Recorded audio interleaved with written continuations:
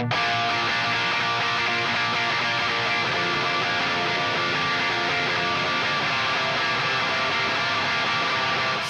comes the nasty gram.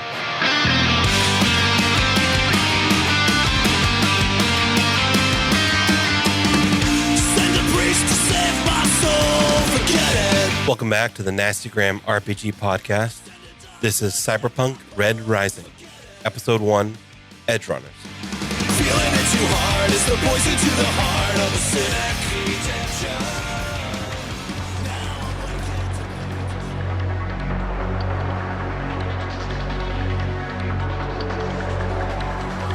A tattooed rocker boy storms into his office with a guitar and plops down at his desk, setting the guitar down next to him. He swipes some trash off of the desk, opens his messages. First one reading, important, read this. All right, whatever, man. Okay, target ID, Y1185. I don't know if I need to remember those. Aliases, Yuri. Okay, exact age is unknown, although the subject appears to be in the late 20s. Residence is unknown. Origin is unknown. Family is unknown. History. Associations. Subject has been seen with members of the nomad group, the Aldecados. Okay. They've also worked with the other targets, Mr. and Sir Rat, before. Yeah, Sir Rat. And that's true. Capabilities. Yuri has been observed with a scoped long rifle and appears to be extremely effective with it. Use extreme caution in open environments. No dread. Also use caution when approaching their position. They'll set traps when given time to prepare a firing position. According to reports, they're an excellent tracker and are adept at eluding any attempts to be tracked. Blah, blah, blah.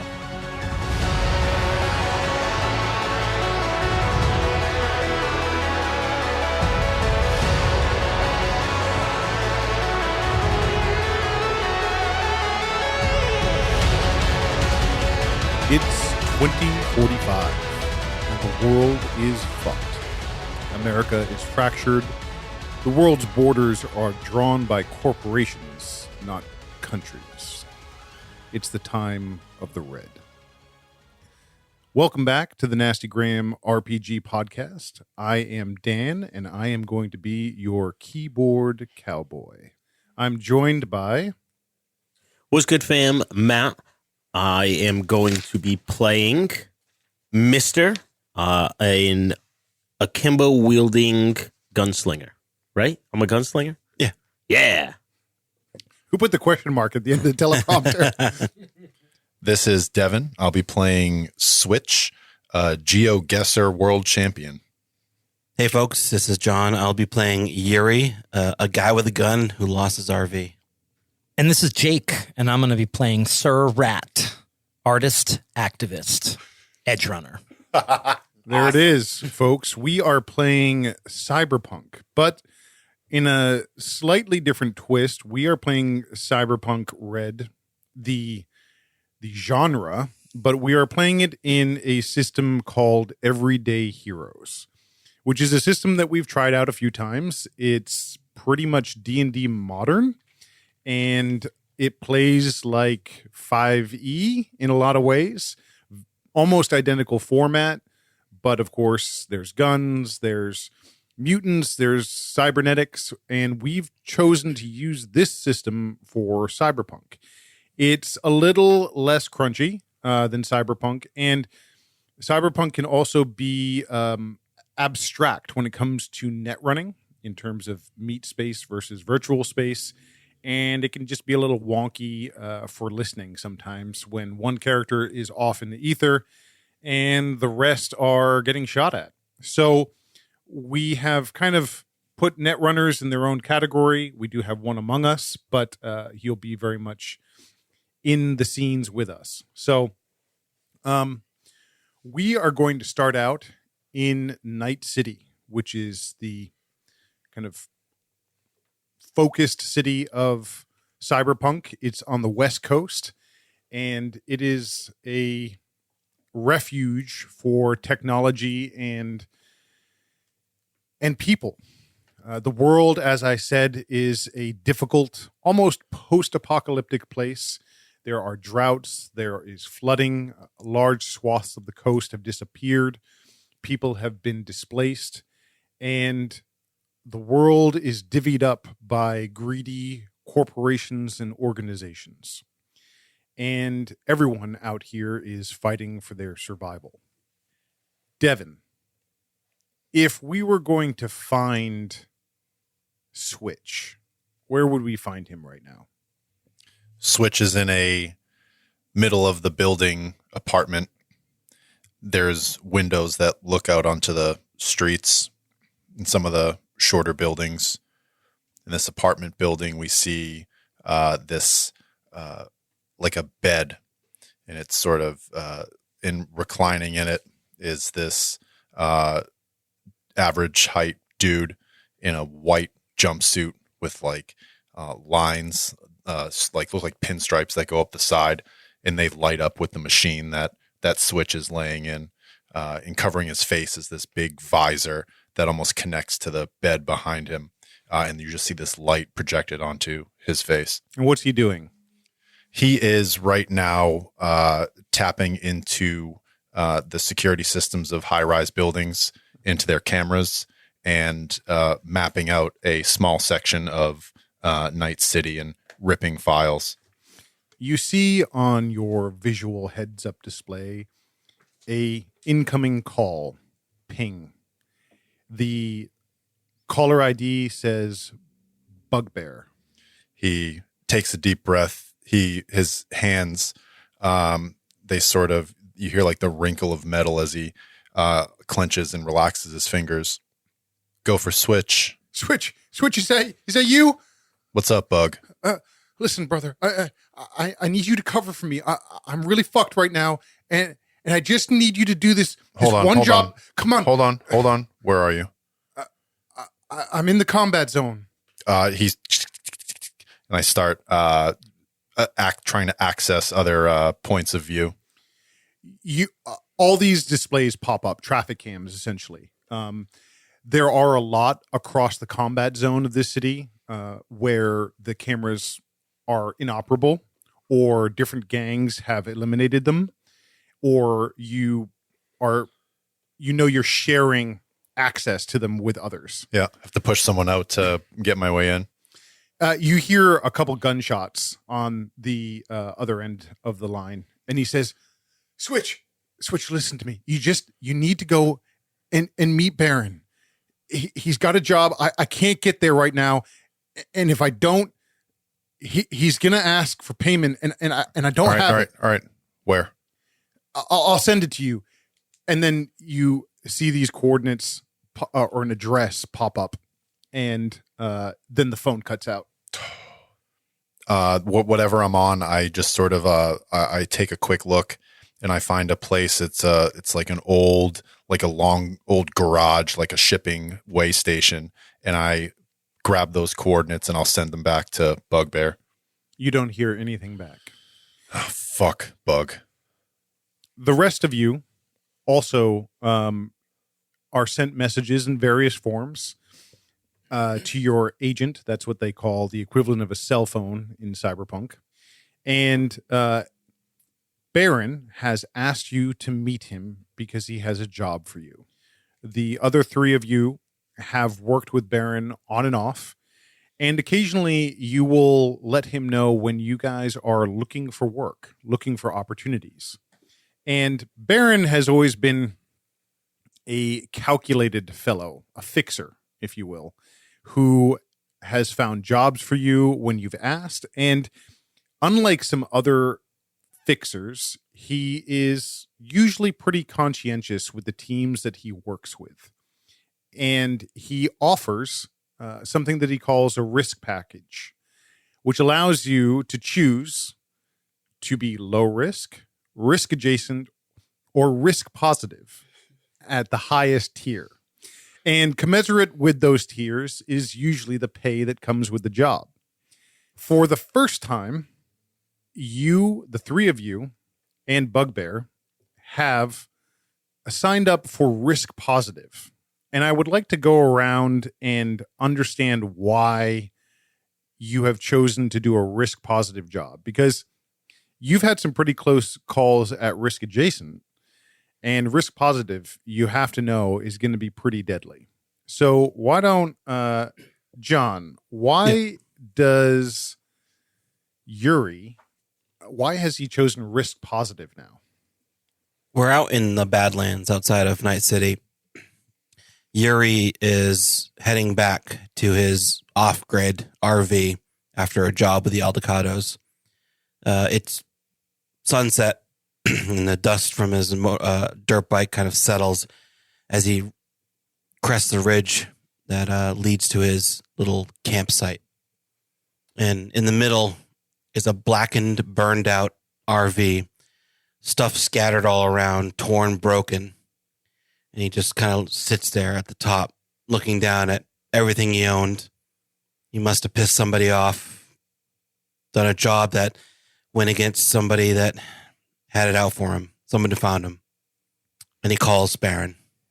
You see on your agent that little risk positive confirmation email.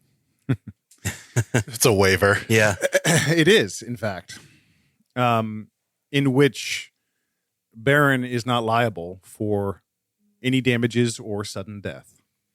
As you get to Baron's place, where you've met him before, you walk through a bodega. And in the back of this bodega, you know that there's a soda machine. And when you hit the button that says OK Soda, a door swings open and you walk into the back room of the Baron. That's what he stylizes himself is the Baron, but everyone calls him Baron. When you step through, there's a buzz and your ears kind of pop and your vision blurs for a second. You know that he has some sort of security feature that can flatline cybernetics if people get weird.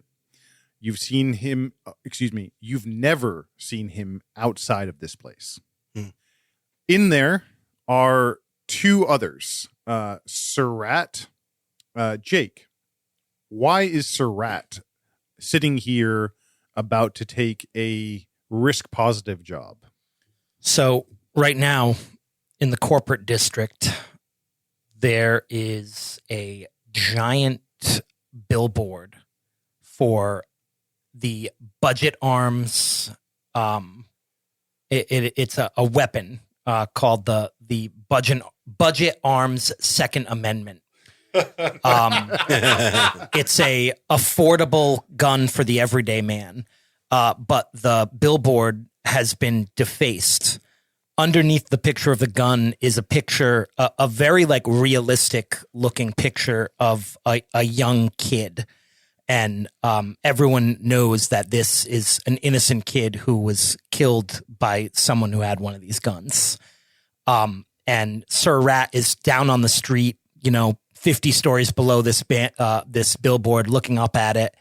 And he kind of smiles, and then he looks at his wrist data pad thing, and he has the final adjudication from the court that he has to pay for replacing the billboard. And it is an astronomical figure because he got caught. Yep. And sitting beside him is Mr. Matt. Why don't you tell us what Mr. looks like first, and we'll get to some of the other people's descriptions as well. But why don't you tell us what Mr. looks like, and then why he's taken a risk positive job? Mr. is 5'11". He is he's pretty young, probably like mid-20s, but he looks like Daniel Day-Lewis in Gangs of New York, but significantly cleaner, like a hipster, but same mustache, high fade, long hair on the top, could be in a top knot, possibly combed over to one side, but always that mustache is pristine. He's sitting on a couch, and his right leg is jigging. It won't stop moving, and he's like got a data pad in front of him, and he's just like flipping through pages. And if you ask him why he's at this job right now, he'll straight up tell you the reason we've had so many fuck ups in the past was because I don't have enough fucking ammo. And if I can get some more fucking ammo and I can get some chrome, then we ain't gonna have the fucking problems anymore. And we take the risk positive job, and I can get more fucking money, and I can get the shit that we need, and we don't have any fucking problems anymore. Right? Maybe afford a few stims. I don't fucking need any more stims. Surak kind of he's got his head down. He's got like a hoodie up, and he like looks up and looks at you and smiles. He's young, like probably maybe a teenager, maybe early 20s, black skinned, like kind of afro hair, but under like a hoodie. The only really visible cybernetics he has, one of his eyes, you see a little like kind of LED in the back. He's got a camera in his eye. And then you see like kind of metal bands go down his arms, which are usually covered with spray paint because they're just, you get spray paint all over your hands all the time. And he just kind of looks up at you and smiles and says, "You take your meds today?" Yeah. Look at this. Look at this shit right here. Fuck, Jane Fonda looks gorgeous, and these fucking. Oh my god! Come on! Right? Jane Fonda, a person? No, and he's gonna reach into his coat, and he's gonna pull out two SMGs. So he's Jane and Fonda. You've seen us dance. He's like twitching as he holds them in his hands. You can see his fingers like dancing around the triggers, not in them, just outside the guards. I kind of put a hand up and like slowly move the gun out of my face. Sorry, I was thinking gun safety. That's right. Yuri walks You're in good. to the room. Yuri is wearing like a trucker cap with an American flag on it. Hell yeah, brother. He's half America? Yeah, America. it's a relic. He's half Japanese, half Russian. He has a very scraggly black beard, kind of patchy, wearing like a leather vest with a sleeveless shirt underneath, and just Levi's and some kind of cowboy boots. And he has this like hiking pack on because basically he's carrying everything he owns right now. And like a briefcase, a very high tech armored briefcase that he walks in with that you guys know is where his disassembled sniper rifle is in. He kind of sets everything down. He goes, "Mister, did you take your pills today? I could hear you from outside the store." You want me to take some more? Fine. I'll take some more. Reaches into his pocket and Those are the downers, right? Yeah. We're good. Slides them back into his pocket.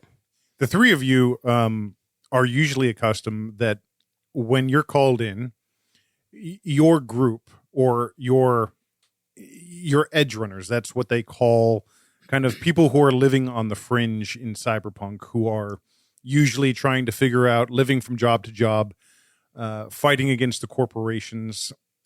Your group, your edge runner group, usually has another person called Bugbear in it, and he's not there, but someone else is. Devin, you've described what your character looks like.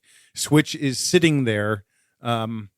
And I'd say that the three of you have probably met Switch on a couple of occasions at the nightclubs, when you've gone out after missions. You know that he disapproves of Bugbear's extracurricular activities that he does with you guys, but it usually comes from a good place. Bugbear probably talks about Switch and like complains about him. Hey, Switch, where's Bugbear? I was hoping this Baron would know. Seems like he's the one who called us all here. Called you all here. A door opens in the back part of the room that you're in, which is sort of a lounge area, which has some screens, a desk, and in walks Baron, along with his netrunner that you know. Her name is Rose. And the Baron is almost cartoonish looking. He's got this large gut with these beady eyes, and the back of his head is completely bald because it's chrome. It's black chrome. And his teeth are also metal and reflective, and they faintly clack when he talks. but his legs are sort of disproportionately small underneath him. So again, that's what kind of gives him this cartoon-like figure. He has these two cybernetic arms. You wouldn't necessarily want to tangle with him, but at the same time, he's never presented himself as threatening per se. His netrunner Rose, who walks in and kind of sneaks by him and sits down at a terminal, obviously called Rose because all of her skin is like this light pink hue, and she's got dark red hair that she keeps tied back. And you know that she is usually the one that you're communicating with when you get messages from the Baron. And he says, "It is so good to see you, my runners. I am sorry that Bugbear could not make it. He asked for a special assignment, which I was..." He kind of holds his hand over his heart. "I was concerned to give him, but he assured me he would take care of it. Switch is gritting his teeth.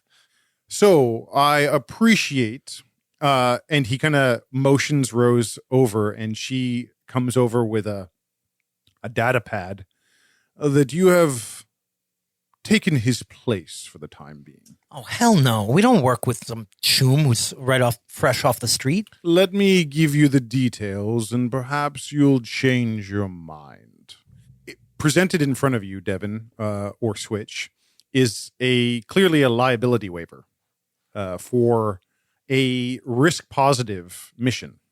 And it covers a bunch of unseemly things that can happen to you, in which he is not liable, nor would he have to pay for any medical services. He puts down the data pad. It's some agent. It's the agent tab. He puts it on the table. "I want to know where Bugbear is first." He's on mission. He is working off a debt. Apparently, he owed money to the syndicate, and I covered for him. So he is offered to pay me off in other ways. His teeth kind of grind a little. All right. Switch is he keeps a cold face, but he's not believing a moment of this. Now, I know you have reservations, but time is of the essence. He again kind of flits his hand over to Rose, and she pulls up a video on the screen. And the footage is of an underground fight. You can tell it looks pretty savage, low budget. There's a ring of people, and there are two fighters kind of going at it, both chromed out, both smashing the living shit out of one another. It's pretty hard to watch because it looks desperate. It looks like it could be to the death. And all of you actually kind of recognize the recording for what it is. It's likely for a brain dancing session. And you guys have even done a recording for Baron, putting down a cyber psycho that had a contract out on it. And the four of you, that was with Bugbear, had agreed to brain dance in order to fulfill the contract. They wanted to see how the cyber psycho had performed. Is this video from the perspective of one of the combatants? No, it looks like someone recording the fight, but Someone watch. Yeah. Like you can see among the crowd are others with cameras.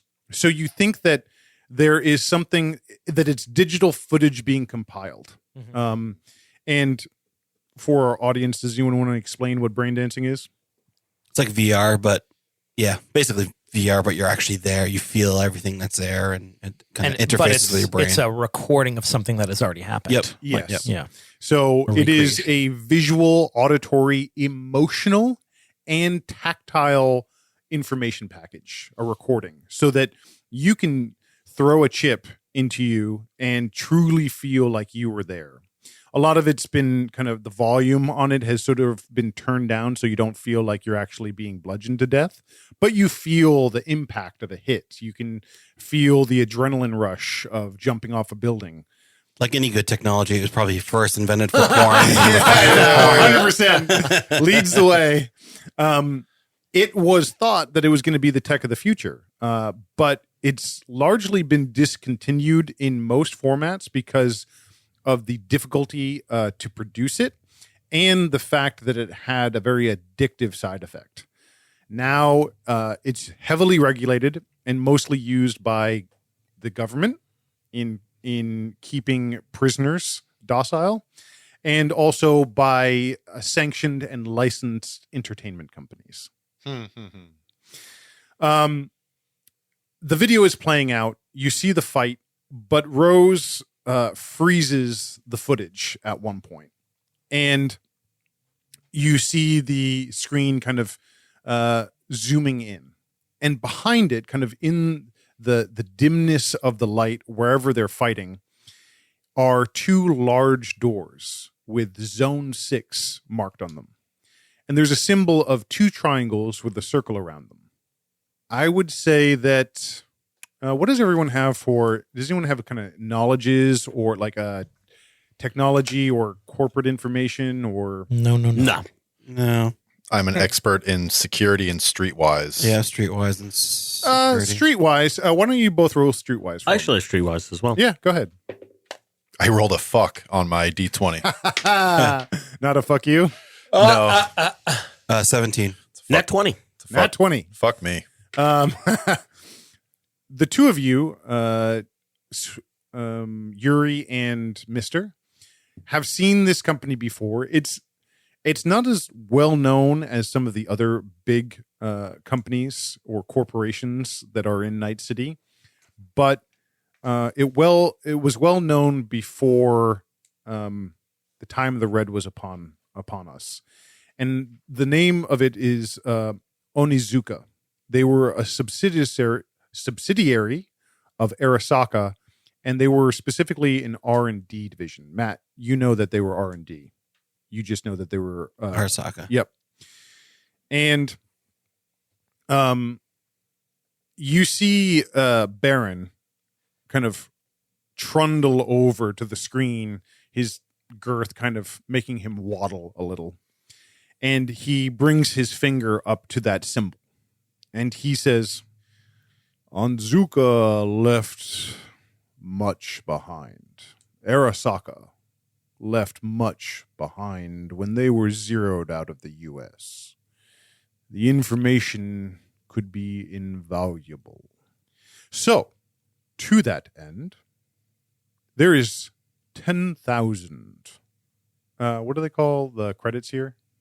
Eurobucks. Eurobucks. Yeah. EB. Eddies. Eddies. That's what it is.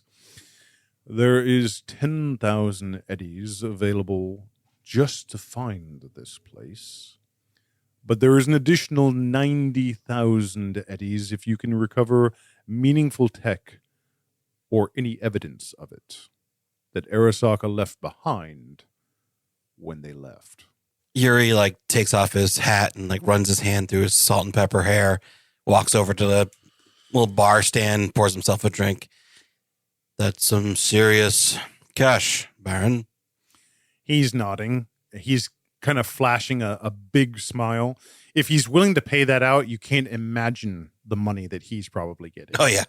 And that smile is, while he's never done wrong by you, the smile is always unsettling. Those large chromed out steel teeth. And he then holds his hands out to the rest of you. What do you think? Switch is signing he's picked up the agent tab and he's signing it. What's your story? I'm looking over at Switch. He finishes signing. He drops it, slides it across the table. Bugbear's my little brother. And he's in way over his head. I told him I wouldn't save him again, but I can't. He's my brother. I know he runs with you guys. Now, I'm sure Bugbear is just fine. Doesn't sound like it. Called me from the middle of a fucking war zone. That was where I sent him. What was he looking for there? Answers. Answers. What do you think we do, Switch? The Baron kind of waddles back towards his desk. He's talking with Rose. He kind of leaves the four of you to discuss this. We take risks. We go into war zones. We make eddies. Simple transaction. 25K eddies. Fucking lot of fucking eddies. He told me he wasn't doing these jobs. He said you guys did it pretty straight and narrow. Low risk stuff, easy stuff. So why you just sign that paper? Because I have to. Because he got roped into something that he doesn't understand. You so sure? You guys work with this Baron before? Yeah. Yes. What a fucking monster. Do any of you have insight? No. No, I have wisdom, but Wisdom. We all have wisdom. I mean, I have a +2 wisdom, but I don't have the extra trained. Devin, you have insight? No. Insight, no. Why don't you all make a roll for me then? Just a wisdom check. Niner. 15. 20 the hard way. 12. Pass That to Devin. Little nasty gram. I've been net running too much. I used to be like out in the street edge runner. But since I've sort of taken to my home, I've lost a lot of my physical prowess. Yeah, a lot of my edge. Bugbear is more muscle. Yeah. Yeah. Yuri says, he sips his drink. He says, we're missing a bit of meat. If Swift is to come with us, What do you do? you don't look like you carry a weapon. You didn't bring any with you. Look at the back of the fucking neck. Net runner. I'll do it. I sign the paper. Baron looks up from the desk. Very good. Very good. Look, I say to the two of you, I say, look, Bugbear was here. We wouldn't be able to do this mission. First part's the hard part. We got to find this place. I don't think we're going to find that place by, shooting guns and spray painting shit. You all right? That's why you're here. He walks over to Rose at the terminal. Can I get a copy of that? Sure thing. She hits a few buttons on the terminal, and a little data chip kind of pops out of the machine. She hands it to you. Do you have a terminal I can use? She kind of waves her hand as she stands. Yuri signs it and kind of leaves it on the coffee table. Baron raises a drink and kind of toasts you. Yuri tips his hat and nods. Mister, I have to assume you're with us. Oh, fuck, I sign it. Yeah. Pass. Sign it over. He says, very good, my runners, very good.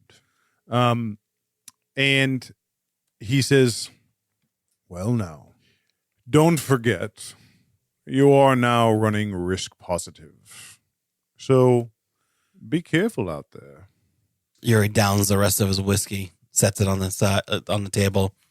Well, gentlemen, Let's get the fuck out of here. As you kind of circle up and go to leave through the back door, Baron behind his desk says, yes, and don't forget, this contract is out to bid. So chop, chop. And you see him walk through the back door. Was it Switch or Swift? Switch.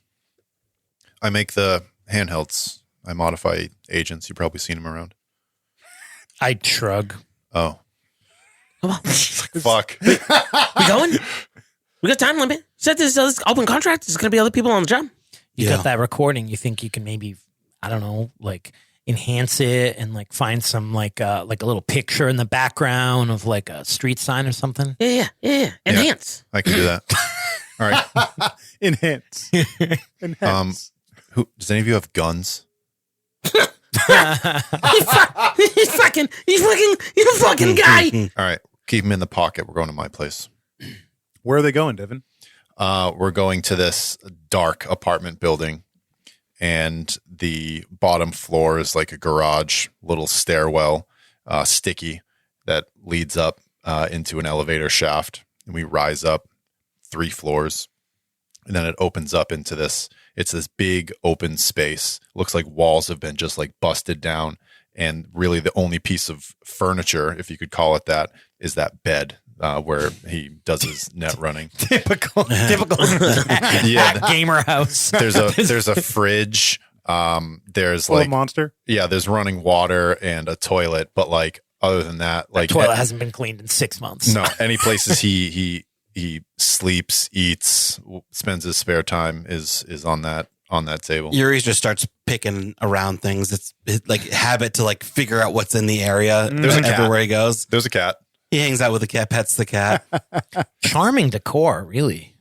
Dude, this place fucking sucks. Don't get out much, do you? Not anymore. I like look around for a clean place to sit, and then I just stand. Are those fucking piss jugs in the corner? No, it's oil. Come on. All right. Fuck, bro. I only need a few minutes. What are you doing, Devin? I'm gonna go into that program, Mm-hmm. and I'm gonna use my own sort of network. Yep. I have a plan called Know the Layout. While he's doing this, I'm actively trying to distract him and be annoying. I'm like kind of just watching you, and I say, you know, you're being played, right? By Baron. He's fucking with you. Listen, I need to get my brother out of trouble, and if Yeah. it's through this guy, Exactly. Why do you think your brother's in trouble? Because Baron wanted you.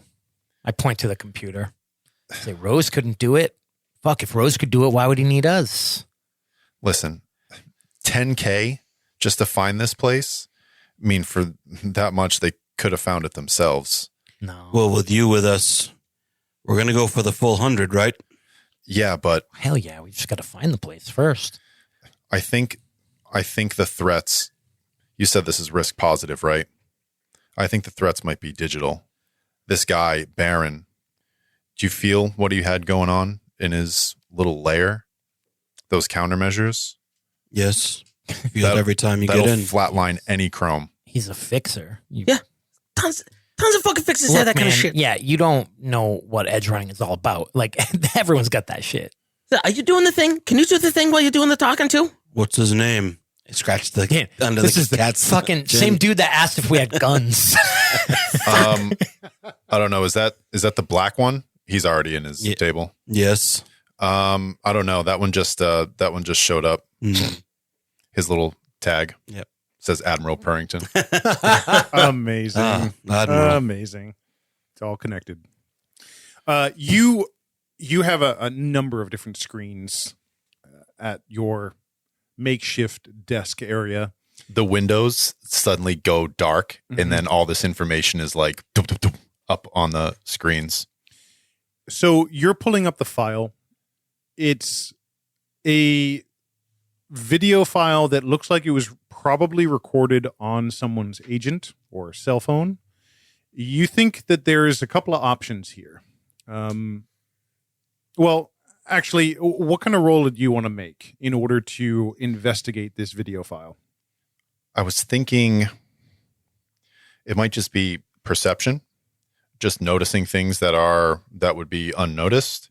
I also have a streetwise where maybe I'm using that compiled data to find different points of view. Sure.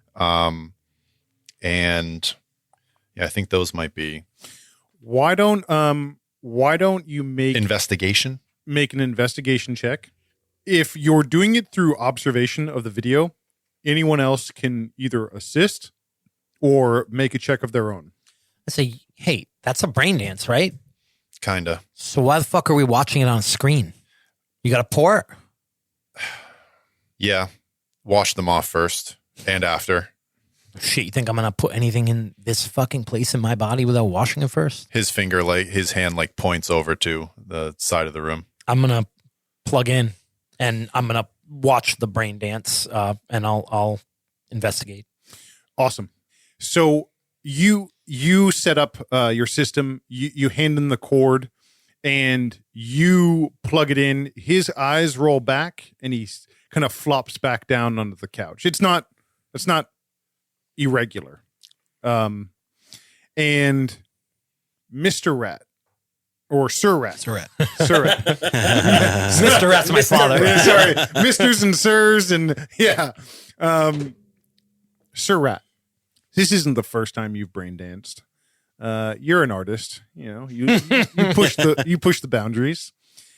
And as you kind of collapse onto the couch in a controlled manner, you know what you're doing.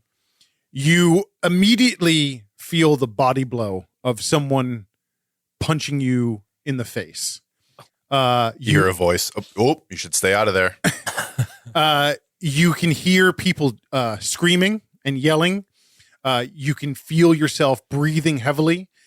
You feel the rush as you know that whoever you are right now has released an adrenaline stim into you in order to recover from this steel fist that just probably fractured your jaw. Oh, God. You spit blood. You can taste that iron in your mouth. And you take a quick glance at, there's someone standing in the crowd that you're looking at. And he's a tall, probably about 9 foot tall figure. He's got this overcoat on that kind of just hides most of his mass. But the memory that you have of him from this perspective is that you know that he has 4 arms. Yeah. And he is quite classically known as Goru. He, is someone who has a legitimate a fighting ring called the Colosseum. But he also apparently does illegal brain dancing fighting scenes wherever this is.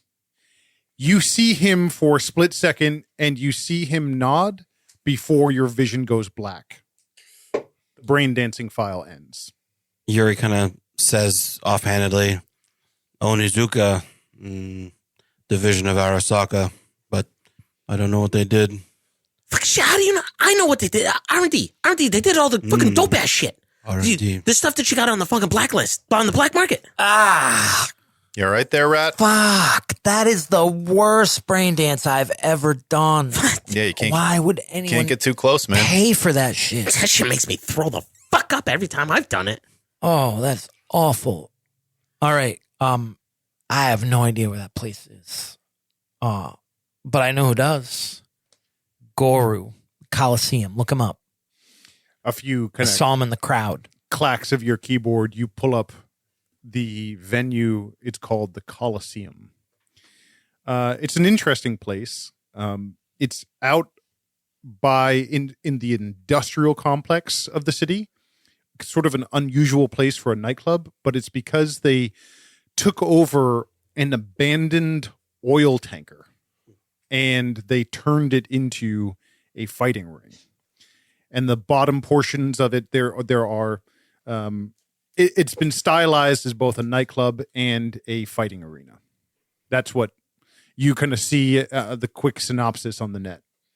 Dude's famous. He's got some crazy some crazy chrome, man. He's got 4 arms. Jeez. That shit. I mean, you don't just get 4 arms, right? Like you need to get all kinds of shit put in your brain in order to make that work. And your spine. Yeah. Something that a R&D department of Arasaka might do. If this was Arasaka, or at least a subdivision, then this is from before the war, before the nukes fell. Well, this dude knows. I mean, he was there.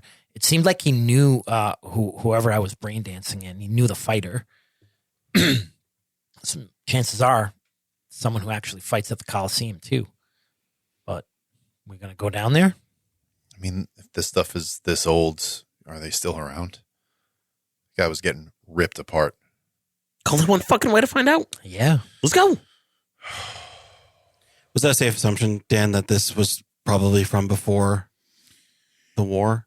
You're actually not sure. Now that you're thinking this and you're looking at the footage again. Well, brain dancing isn't that old. Right. Brain Right. dancing isn't that old. And also the footage of the video itself. Yeah. Most of the things that people are wearing all seem to be pretty modern day stuff. It's like when people post photos of Leonardo da Vinci. Yeah. I was like, but wait, photograph. There's like a frozen image, like at the last couple frames of your fight. And he says, no, actually, you're right. This was recent. Someone is using that facility for something. or they're here undercover, getting around whatever sanctions there are. And you want to go to this Goru about it? Well, I say we can do it one of two ways. We can go in and let these two shoot the place up, and then we can beat the hell out of the guy until he tells us what we need to know. I don't like that one. Or we can sneak you in and you can hack into the system and, maybe get into his location data. I don't like that one. We'll bring you in and we'll start a fight as a distraction while you hack his system and get his location data. Fucking compromise. That's what a team is about. Yeah, I high five you. He slaps your hand wicked fucking hard. He's Switch is starting it out along. My hands are mostly metal, so it's okay. All I would need is access to a terminal, something that's linked into the hard line. Done. Easy. I'll provide cover for your terminal and for your fight. So we're going to a nightclub. Are you dressed for it? Fuck no, I'm not dressed for it. I gotta change. Think I'm taking Jane Fonda dancing in this. Get the fuck out of here. I changed, but, well, this is all I got. You want a suit? And he points over and there's just hanging on one of the pipes. There's these white jumpsuits with these LED gold stripes that go down. Too flashy. I'm fine like this. You can change the color. No, you're not fine like that. I'll be in the rafters unseen. All right. Okay, we're going to smash cut to the Coliseum.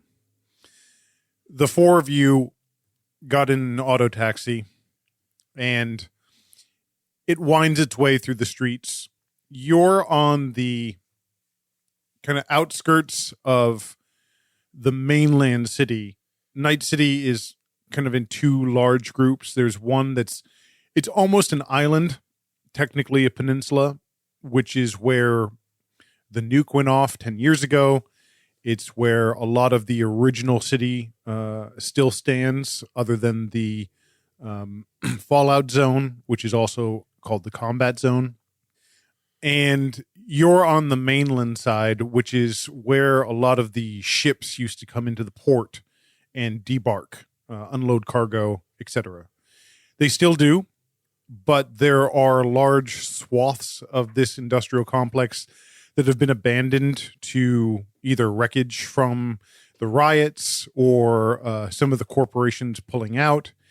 And in one of these areas everyone's probably seen them once or twice before. Sometimes when I think there's some in Providence, there's some over, I can't remember, maybe in Boston, but they're these sort of huge drums. They're like a giant steel container.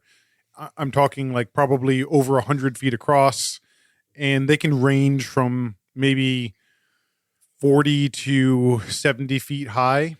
And one of these has now, there's now a ring around that column, that cylinder, that has turned itself into a nightclub. And as you approach, there's sort of parking all around it. There's a lot of people milling about in this area. There are food trucks serving a lot of the people coming and going. There's a lot of people placing bets. You can see them talking to either bookies or making bets on their agents. And you occasionally see a fighter and his entourage as they make their way out of a vehicle and into the club from one of the side entrances. It's a very busy place. It's a large place. And you guys are there on a Thursday night. And the place is packed.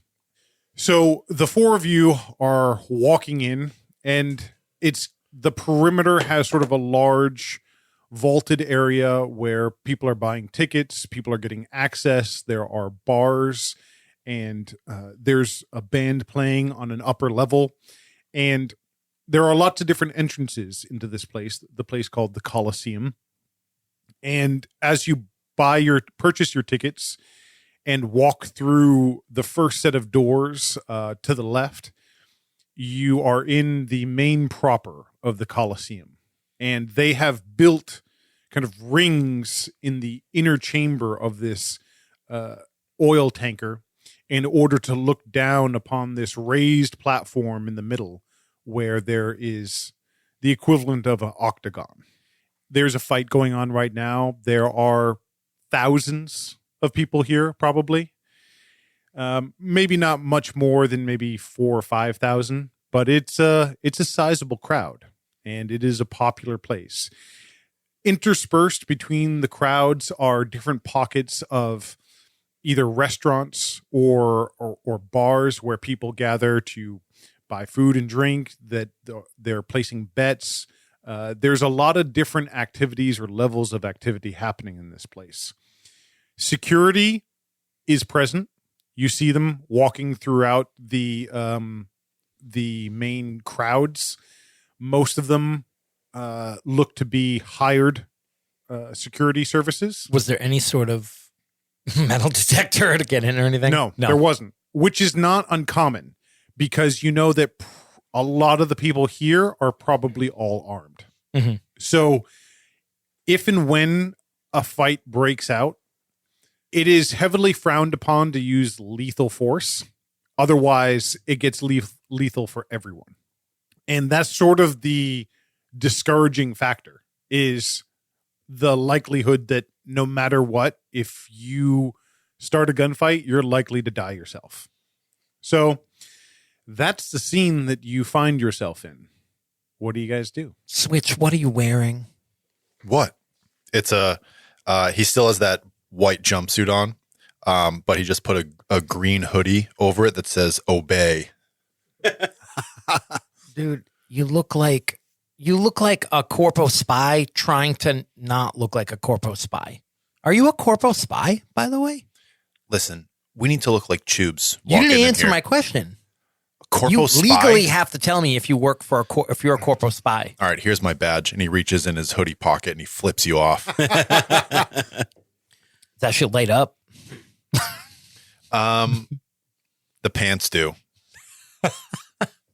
Fuck, I ain't being seen with this motherfucker. Listen, Calm down, chums. We need to find what you need. we get in, we get out.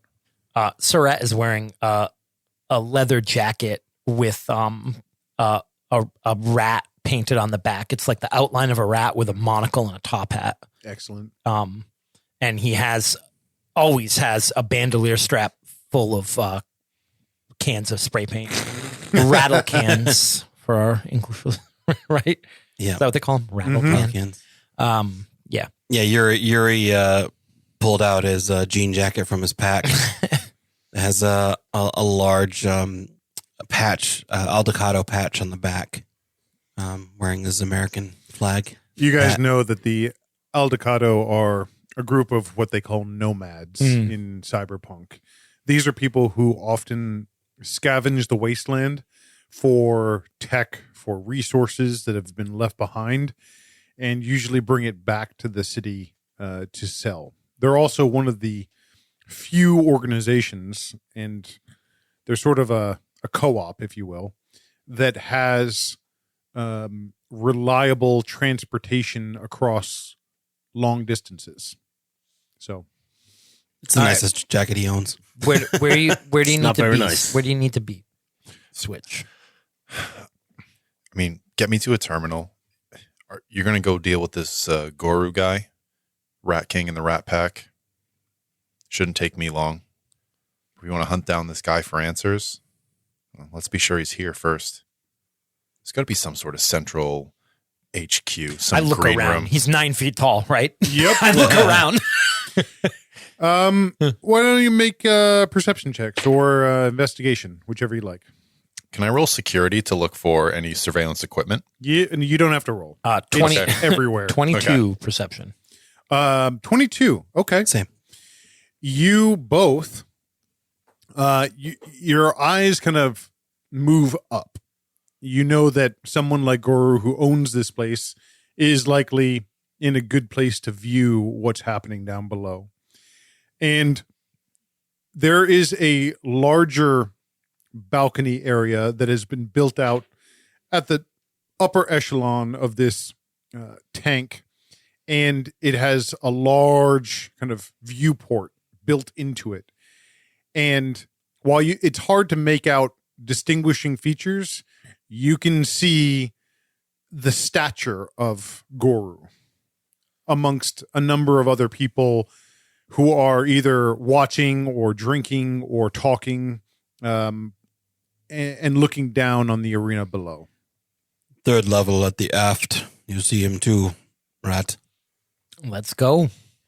Yuri is going to kind of look opposite of where he is and find like an upper level that is seemingly unoccupied, like a maintenance area, or just for whatever reason people don't go there.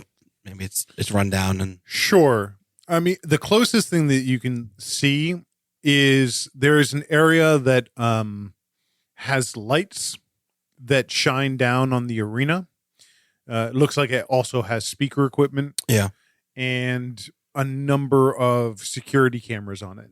So if you could get to that, that's probably ideally what you're looking for. Yuri looks up and says, I'm going to see if I can find a way up there. Provide both of you cover. Stay safe. Keep it in your pants, mister. Yeah, I took Last my meds. time. I took the meds. Don't get me worked up. I was already calm. I was calm. As we start walking, I say to Switch, I say, he's not going to keep it in his pants. This is going to be a bloodbath. It always is a bloodbath. Yuri, can I stay with you? He's going up there. I'm going I point to to the rafters. If you can find a terminal up there, sure. Why don't you follow me until you find a terminal on the way up? Sure. I thought you were going with us to see Goru. I'll find you up top. How are you going to hack him? I want to get a good eye I want to see what they see. I want to know what they see, and Tomb's I want to know what afraid. they don't see. Man, your brother's way better than you are. We just walked in here. My brother.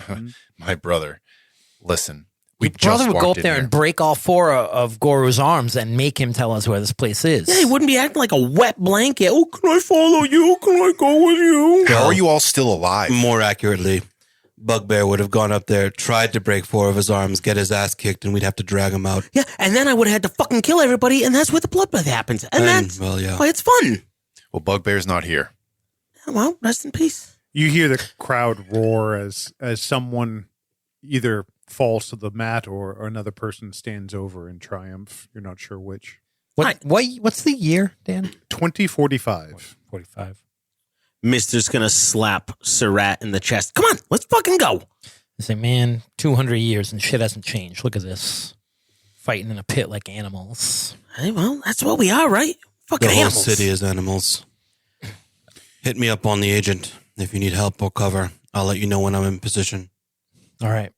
The two of you, Surratt and Mister, begin winding your way in what is kind of the lazy spiral up. There are elevators, but I think you're taking the opportunity to get a lay of the land, see the security as you walk by, and the security is it's not overwhelming, but there are plenty of them here. There's also a lot of cameras, so you know that a response time will likely be pretty quick. And then there's a matter of getting out. So the two of you wind your way up, and as you reach or get towards the top, there is what clearly looks to be a line for VIP access. It looks like they're ticket holders mostly, or they have a security badge that they either are showing on their agent, or some of them actually have a physical necklace as well that has a badge on it. While you guys think on that, just going to cut to the other two. Yuri and Switch, you're doing sort of something similar on the opposite side. And at times you have even kind of crossed paths with the other two as these kind of, it's like a helix almost through this this large oil container, and the as you get higher and higher, again you're running into the same thing where there is kind of security at certain points of entry to other parts of the building, or to exits that go to some sort of maybe fire escape outside of it. You're not sure which. So I'll put you guys on hold and jump back over to Sir Rat and Mister. All right. So the best plan I can think of is we jump two of them, right? And we take their agents and we get in. Easy. Yeah. Do that, or we try VIP. Worked last time. Yeah. Well, that's how we got to get in, right? They got badges. I mean, you know how we got into that club. Remember, we go up to the front. You act like you're my security. I act like I'm, famous. Yeah, right. I mean, this place I is dressed up really fucking nice for this, and I could, all right, fine. Well, Security. I mean, you want to try to? No, it's fine. It's good. Yeah, it worked. You're right. You got to stare him down. Yeah, let's right. split. It's fine. Okay. We just walk up to the front of the line, and I try to walk past the security guard. One of the security guards puts a hand on your chest, and he's like, back of the line. Hey. No fucking favors. Don't fucking touch him. Excuse me? Do you know who he is? You see he brings his hand down to where is clearly his sidearm. I turn towards the people in the line and I say, "Hey, yeah, you want an autograph? Sure. All right." I take out a couple cans of spray paint and start shaking them up. Who do I make it out to? Why don't you make some sort of roll here? The bodyguard is trying to figure out who you are. He's let me make a roll here. Go ahead and maybe make. What am I rolling? Is there deception? Oh yeah. Yuri, how are they not in trouble all the time? Can I be aiding? We are. What's that? Can I aid at Is that advantage? Yeah. Okay. I rolled a 1 and a 6, so I'll use a 6. That's an 8. He rolled an 8, which gives him a 10. He is peering at you, trying to understand what you are, and he's like, "What the fuck are you doing? What? Don't spray paint in here!" And he's kind of like shooing you off, and like he's got a hand on his side piece, but he's not. He's probably used to this kind of thing, people trying to get in, but clearly he's not impressed by what you have to offer. That's fine. He's as Surratt is like trying to give spray paint autographs to people. I'm like keeping one eye kind of on the bouncer, but I'm also like kind of trying to like corral the people to make it look like they're queuing up to get an autograph. That's how my aid is going. I'm kind of like maneuvering them to look like they're. One of the other bodyguards he looks a little less certain of this one that has told you to fuck off. Yeah. And he sidles up next to you and he's like, "Look, dude, just get your VIP passes and you can walk right in." Where the fuck do I get him? His fucking handler didn't show the fuck up. I'm just fucking muscle, bro. Just go down to the main office. There's a side office right when you come in. Just speak to someone there. They'll hook you up. If your guy's famous, I don't know who the fuck he is. Thanks, bro. All right. And Mister is gonna walk up to Surratt and lean down like he's speaking closely in his ear. "We gotta go downstairs to get the VIP badge. Just shit ain't fucking flying." I open a comm to Switch and Yuri. I say, "Hey, Switch." Go for Switch. Go for Switch? Really? Hey, can you get his VIP badges? Oh boy. Well, they're probably printed in some sort of security office. Hold on. You kind of blink my eyes. I take a picture of someone's badge and I send it to you. That's what it looks like. Can you just Photoshop one up real quick? Do you have a printer in your pocket? I don't need just a digital one. Why don't you just grab it from someone else? Probably make a digital signature that would function as a pass. Are there any other passes? I can't do the necklace. Anyone have digital badges on their agents? I look at. I think so. The whole line is a mix of them. Yeah. Yeah. Give me. I want to get Yuri up, and then I'll help you out. Stay close. Let's bounce over to Yuri and Switch. Right now, there's sort of a long gantry where people are walking, where some have crowded along the railing and are looking down at the fight. There are different concessions here. There's VR. There's a lot of different things that people can do to entertain themselves if they're not interested in the current fight. And then there's a couple of access areas that look like where you want to go. Yeah. There are there's one that does not have a security guard in front of it, but there is a camera. Mm-hmm.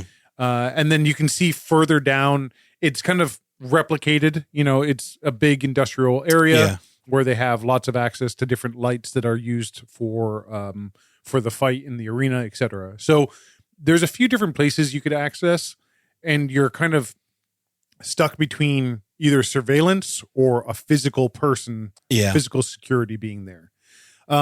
There are a number of terminals. They offer them for people who are here that need to either access the net. Like a public net they have. Yep.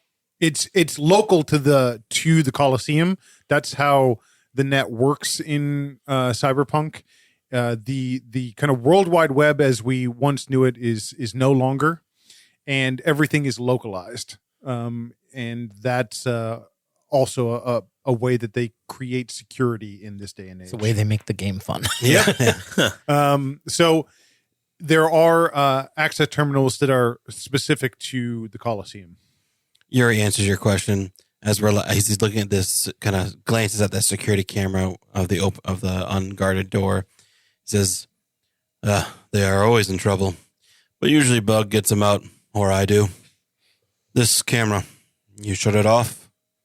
I'm not so good at talking to people, so I'm not sure I can get through one of them." He points down at the bodyguard. Yeah, I might be able to turn it off, only for a short amount of time. That's all I need to get through. How long? 20 seconds, as long as I can get to the door and through. Okay. I'm going to use the terminal over there. All right. Calm me when it's up, when it's down. Roger. Devin, Yes. what kind of rolls can you make for me? I can use computers. Okay. Wow. What's that in lieu of armor smithing? Arcana. There we go. Yep. 11 on the die for a 17. Okay. What are you trying to do? I'm trying to just briefly, maybe even loop. So in the local network, maybe I discover some other devices, and I gain control of them just for a moment, just to loop or send a 20-second, just like a DDoS. I'm just sending it information that this camera is meant to send information, not receive it. Sure. And so I just buzz it for a short amount of time. You see the ping go through. It actually happens kind of rather suddenly. You weren't expecting it to go through so quickly. It looks like the video footage is not necessarily what they're so high stakes over. They figure that most of the time, anyone who wants access to it, they each actually probably have cameras that are specifically made to broadcast the fighting. Yeah. So there's just a lot of ways that you can enter. So it goes through, and you're kind of surprised. I immediately I jack out and I leave the terminal, and I start walking like I'm going to make a loop around the other way. Do you message Yuri? Yeah, you just get a That's what I was little. waiting for. You get a little. Yuri doesn't even look and bolts through the door, using his quiet abilities, trying to be as quiet as possible. We see on the security cams at the Coliseum these big banks of security cameras. We just see a door slowly closing as Yuri walks through. And you're through into the kind of the recesses of it. Switching back to Surat and Mister. I say to Mister, I say, fuck it. He's taking too long. Let's do your plan. See if anyone's in the bathroom with a badge. Yeah. All right. Fuck yeah. You guys walk 30 feet down the gantry, and there you can walk right into the bathroom. You know that people are coming and going from here all the time. Do we see anybody with VIP badges in Yes. line for the bathroom or in the bathroom?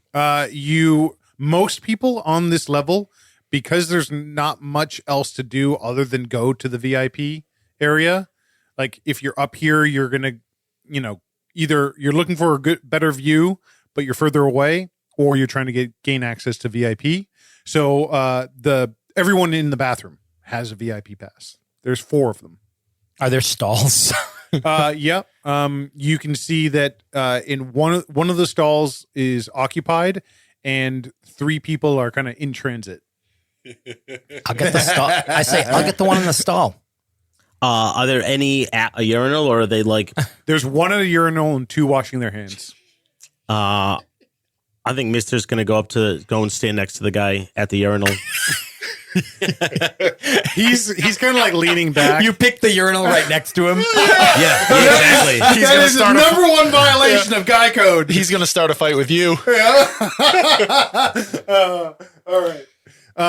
He kind of leans back, and you know, in that whole like blinders that like guys have when they're at the urinal, you can kind of see that his eyes kind of flick over to you, like, why is this guy so close to me? It's one of those trenches too. So it's, Yeah, there's like 10 feet where you could have gone, and you just sidle up right next to him. Yeah, literally right next to him. And as Mister steps up, his foot touches the other guy's foot, and out of the corner of his eye, the guy kind of looks over, and that big, beautiful mustache. He just has a smile on his face, and he's looking at the guy. And as he looks over, Mister nods and unzips his fly and starts taking a piss.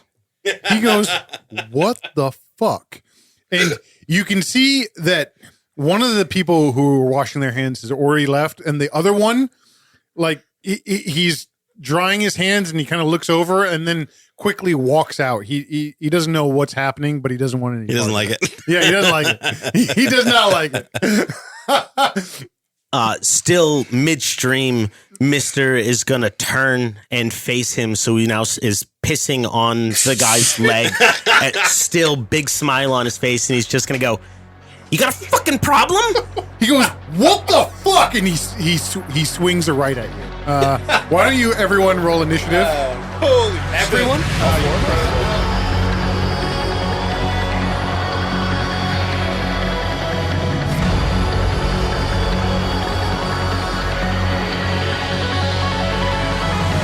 Thank you for listening to Red Rising, a cyberpunk misadventure. Of course, we are forever grateful if you can leave us a review, or if you have a chance, share our stories with others, whether it's on socials, subreddits, a bullhorn, or a whispered secret. Check out our website for all your burning questions and eager updates. And don't forget, we have a separate D&D podcast because we're super nerds. Our intro music was a Wilhelm Scream. Theme song is Neon Drifter by Antti Martikainen. All scores are also by Antti Martikainen. Thanks for listening. Don't forget, hack the planet.